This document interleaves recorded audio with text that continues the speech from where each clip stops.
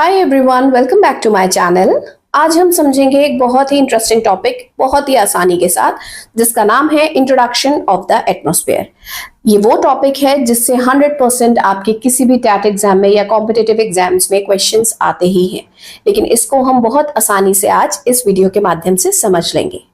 Hello, मेरा नाम है पिया और मैं हूं आपकी एसएसटी टीचर। अगर आपने मेरे चैनल को सब्सक्राइब नहीं किया है तो do subscribe my channel for excellence in SST. Let's start the video. Atmosphere क्या होता है? First of all we should all know that our earth is covered by a thin layer of gases. हमारी earth जो है वो चारों तरफ से थिन लेयर ऑफ गैसेस से कवर्ड है। इन्हीं थिन लेयर ऑफ गैसेस का जो ब्लैंकेट है हम इसको कहते हैं atmosphere. Why atmosphere is important? Question आता है why it is important? It is important because it protects us from harmful radiations. And you know where from the radiations are coming? The radiations are coming from the sun. Regulating temperature, क्योंकि ये ultraviolet rays को क्या करता है, ये ultraviolet rays को रोक लेता है, ठीक है, लेयर्स। तो ये हमारे टेम्परेचर को भी, अर्थ के टेम्परेचर को भी ये रेगुलेट करती हैं। अगर ये रेज नहीं रुकी तो हमारे अर्थ के ऊपर इतना एक्सट्रीम टेम्परेचर हो जाएगा कि हमारी लाइफ एग्जिस्ट नहीं कर सकती। So the work of atmosphere is to protect us from harmful radiation, to regulate the Earth's temperature and allow life to exist. ठीक है, आगे अब हम देखेंगे हमारे राइट साइड में एक पिक्चर आपको दिख रही होगी। इसमें आप ये देखिए कि हमने डिफरेंट लेयर्स ऑफ अर्थ की बात करी है, जिसमें से पहली लेयर आती है ट्रोपोस्फेयर, दूसरी आती है स्ट्रेटोस्फेयर, तीसरी आती है मेसोस्फेयर और चौथी आती है थर्मोस्फेयर। इसके बाद एक लेयर और है जो होती है एक्सोस्फेयर। एक्सोस्फेयर वो लेयर होती है जो कि हमको बिल्कुल स्पेस में मर्ज कर देती है। ठीक है, अब हम वन बाय वन लेयर्स के बारे में डिस्कस करेंगे। Let's start with the first layer. इस स्लाइड के माध्यम से हम ये देखेंगे कि हमारी जो ये डिफरेंट लेयर्स हैं, how they are important to us, ठीक है, and what are the work of these layers. Troposphere की अगर हम बात करें तो ट्रोपोस्फेयर क्या होती है, ये सबसे लोएस्ट लेयर होती है, मतलब सबसे पहली लेयर यही होती है और ये 7 to 15 किलोमीटर तक जाती है। ठीक है, अगर हम एल्टीट्यूड की बात करें, एल्टीट्यूड मतलब होता है हाइट। अर्थ के सरफेस से जो हाइट है, अगर हम हाइट की बात करते हैं तो ये होता है हमारा एल्टीट्यूड। ठीक है, तो ये हमारी सबसे पहली लेयर है जो कि 7 से 15 किलोमीटर तक जाती है। ठीक है, और क्योंकि ये हमारी फर्स्ट लेयर है तो जितने भी वेदर कंडीशंस या वेदर अकरेंस होती हैं वो सब की सब इसी लेयर में होती हैं। एक एग्जाम्पल के तौर पे मैं आपको समझाती हूँ। जैसे कि पिक्चर में आपको दिख रहा होगा कि इस पिक्चर में आपको एक वाटर बॉडी दिख रही होगी। इस वाटर बॉडी का क्या काम है कि जैसे ही सन रेज इस वाटर बॉडी के ऊपर पड़ती हैं, ये वाटर बॉडी क्या करती है, इवेपोरेट होती है, पानी इवेपोरेट होता है। पानी इवेपोरेट होता है जिसको हम इवेपोरेशन कहते हैं। फिर जब ये पानी इवेपोरेट होकर ऊपर ड्रॉप्स बनाता है, ड्रॉप्स की तरह कलेक्ट हो जाता है, क्लाउड फॉर्मेशन करता है। इस प्रोसेस को हम कंडेंसेशन कहते हैं। और उसके बाद जब क्लाउड्स में बहुत ज्यादा रेन ड्रॉप्स फिल हो जाती हैं, तब ये इसको नीचे वापस रेनफॉल की तरह गिरा देता है, जिसको हम प्रेसिपिटेशन कहते हैं। तो ये एक तरीके का क्या है, एक वाटर साइकिल है, जिसकी वजह से ट्रोपोस्फेयर में ये जो गैसेस ऊपर जा रही हैं, ये क्या कर रही हैं, वेदर पैटर्न्स बना रही हैं, जिस वजह से रेन, स्नो, विंड, ये सारी की सारी ट्रोपोस्फेयर में वेदर अकरेंसेस हो रही हैं। ठीक है, अगला इसका है पॉइंट कि it helps in greenhouse effect. The troposphere is where greenhouse gases like carbon dioxide and methane trap heat from the sun. अब क्योंकि ट्रोपोस्फेयर अर्थ के ऊपर सबसे पहली लेयर है तो ये क्या कर रही है, जितने भी अर्थ से पॉल्यूटेंट से जितनी भी गैसेस होती हैं वो सब यहीं पे इकट्ठी हो जाती हैं। ठीक है, और क्योंकि यहाँ पे कार्बन डाइऑक्साइड और मीथेन सबसे ज्यादा कलेक्ट रहती है तो ये सन की जो हीट है उसको ट्रैप कर लेती है। और क्या हो जाती है, जब सन की हीट यहाँ पे आके ट्रैप हो जाती है, इस वजह से भी ये अर्थ के टेम्परेचर को रेगुलेट करती है। ठीक है, ना तो एक्सेसिव हीट आने देती है, ना ही एक्सेसिव कोल्ड करती है इस जगह को, क्योंकि बिना हीट के हमारी लाइफ बिल्कुल भी एग्जिस्ट नहीं कर सकती है। और थर्ड इसका पॉइंट है air pollution. Human activities like burning fossil fuels, release pollutants into the troposphere, impacting air quality and contributing to the climate change. अब ये जितनी भी हम लोग, मान लीजिए जितनी भी चीजें हम लोग यूज कर रहे हैं, जैसे हम व्हीकल्स चला रहे हैं, जैसे हम लोग गैजेट्स, ये एसी, रेफ्रिजरेटर, ये सब कुछ यूज कर रहे हैं, तो ह्यूमंस क्या कर रहे हैं? ह्यूमंस हीट प्रोड्यूस कर रहे हैं। ह्यूमंस के हीट प्रोड्यूस करने से क्या हो रहा है? ये जितनी भी हीट प्रोड्यूस होके जो हीट ट्रैप हो रही है और ये जो पॉल्यूटेंट्स है, ये सब के सब कहाँ जा रहे हैं? ये सब के सब ट्रोपोस्फेयर में ही जा रहे हैं और कलेक्ट हो जा रहे हैं। ठीक है, अगर ये जितना भी पॉल्यूशन है वो नीचे की एयर में ही रहेगा तो हमारे लिए सरवाइव करना बहुत मुश्किल हो जाएगा। इसीलिए ट्रोपोस्फेयर को हम डेंसेस्ट लेयर भी कहते हैं। Troposphere is known as the densest layer, क्योंकि इसमें सबसे ज्यादा डस्ट पार्टिकल्स होते हैं। ठीक है, ये सबसे ज्यादा डेंस लेयर होती है।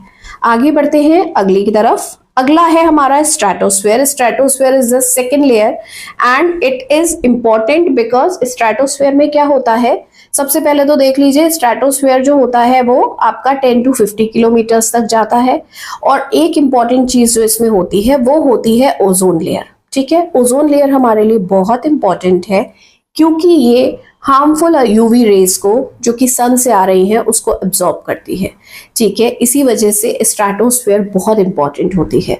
अब क्योंकि इस लेयर में जितना भी यूवी रेज है वो एब्जॉर्ब हो रहा है, इसका मतलब क्या है? जब हम ट्रोपोस्फेयर से ऊपर की तरफ बढ़ते हैं, यानी कि नंबर 1 से नंबर 2 की तरफ बढ़ते हैं, तो टेम्परेचर क्या होना शुरू हो जाता है? वापस से इंक्रीज होना शुरू हो जाता है, क्योंकि ऊपर जैसे जैसे हम बढ़ रहे हैं वहां पे हमें अल्ट्रावायलेट रेज की हीट रिसीव हो रही है।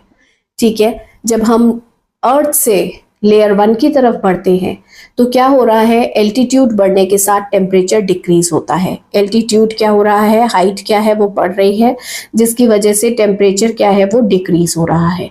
लेकिन स्ट्रेटोस्फेयर में क्या होता है? स्ट्रेटोस्फेयर में एल्टीट्यूड बढ़ने के साथ साथ टेम्परेचर भी बढ़ता है। ठीक है, तो इसमें 3 चीज इंपॉर्टेंट है। पहली कि यहाँ पे ओजोन लेयर होती है, दूसरी यहाँ पे कंडीशंस स्टेबल होती है क्योंकि यहाँ पे पॉल्यूटेंट्स नहीं होते तो किसी भी तरह का वेदर अकरेंस नहीं होता है। ठीक है, इसका मतलब यहाँ पे क्या होती है? यहाँ पे एक तरीके की जेट स्ट्रीम्स ब्लो करती हैं। ठीक है, एक तरीके की विंड्स ब्लो करती हैं जिनको हम कहते हैं जेट स्ट्रीम्स। ये जेट स्ट्रीम्स का काम होता है क्या? एयरक्राफ्ट को सुटेबल कंडीशन देना फ्लाई के लिए। आप ये समझ लीजिए ये एक फ्लाइंग जोन है। ठीक है, तीसरी चीज होती है टेम्परेचर इंक्रीजेस, जो कि मैंने आपको बता दिया। आगे चलते हैं अगली लेयर की तरफ। अगली लेयर है हमारी मेसोस्फेयर। मेसोस्फेयर में क्या होता है? इसके बारे में हमारे पास बहुत लिमिटेड रिसर्च है। ठीक है, क्योंकि यहाँ पे बहुत हाई एल्टीट्यूड और हार्श कंडीशंस होती है, जिसकी वजह से इस लेयर की हम बहुत ज्यादा रिसर्च नहीं कर पाए हैं अभी तक। लेकिन फिर भी 2 इंपॉर्टेंट चीजें होती हैं। एक तो यहाँ पे मीटियोर्स बर्न होते हैं, तो इसको हम इस तरीके से भी लर्न कर सकते हैं, ME एंड ME। मेसोस्फेयर में मीटियोर्स को बर्न होते हुए देखा जाता है। ये लेयर 50 to 85 किलोमीटर्स तक ऊपर जाती है और ज्यादातर मीटियोर्स जो है वो इसी लेयर में आके बर्न हो जाते हैं। ठीक है, it's also the coldest layer of the atmosphere, क्योंकि यहाँ पे जो टेम्परेचर है वो -90 डिग्री से -90 डिग्री सेंटीग्रेड तक चला जाता है इस लेयर में, इसलिए इसको कोल्डेस्ट लेयर कंसिडर किया जाता है। ठीक है, अगला टॉपिक और अगला लेयर है हमारा थर्मोस्फेयर। अब थर्मोस्फेयर थोड़ा सा इंपॉर्टेंट है क्योंकि इसमें देखिए सबसे पहली चीज तो थर्मो का मतलब होता है हीट, गरम। ठीक है, थर्मल, गरम। Thermosphere x tends about 85 to 600 kilometre. सबसे ज्यादा अगर कोई लेयर एक्सटेंड करती है तो वो है थर्मोस्फेयर। ठीक है, और ये क्या है? Thermosphere is characterise by high temperature. Thermo से ही आपको समझ जाना चाहिए कि यहाँ पे बहुत ज्यादा हाई टेम्परेचर मिलता है। क्यों मिलता है? क्योंकि यहाँ पे इलेक्ट्रिकली चार्ज पार्टिकल्स मिलते हैं जिनको हम आयंस कहते हैं। इलेक्ट्रिकली चार्ज पार्टिकल्स होते हैं जिनको हम आयंस कहते हैं, और इस वजह से ही हम इस लेयर को आयनोस्फेयर भी कहते हैं। ठीक है, आयनोस्फेयर भी कहते हैं। अब यहाँ इलेक्ट्रिकली चार्ज पार्टिकल्स कैसे मिलते हैं? देखिए, कुछ जो पार्टिकल्स होते हैं वो सन की हीट की वजह से, सन की लाइट की वजह से जो डिस्प्ले करते हैं वो चार्ज पार्टिकल्स की तरह डिस्प्ले करते हैं।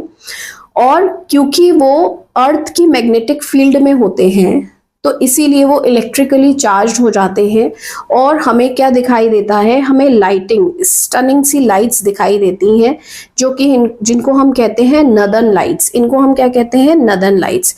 जैसे कि आपको पिक्चर में दिख रहा है, यहाँ पे ये वाली जो लाइट्स आती हुई आपको दिख रही हैं, these are called as northern lights. ठीक है, नेक्स्ट इंपॉर्टेंट पॉइंट इसमें क्या है, that this layer has the International Space Station. ठीक है, International Space Station orbits within the thermosphere. This layer is also where many satellites orbit. मतलब इस layer में क्या है, मेनली सैटेलाइट्स ऑर्बिट करते हैं।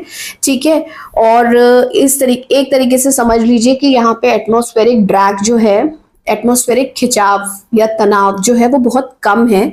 इसी वजह से बहुत सारी सैटेलाइट्स जो है इस लेयर में ऑर्बिट करती हैं। ठीक है, और यहाँ पे एक चीज और होती है, क्योंकि यहाँ तक आते आते डस्ट पार्टिकल्स तो बहुत ही कम हो जाते हैं।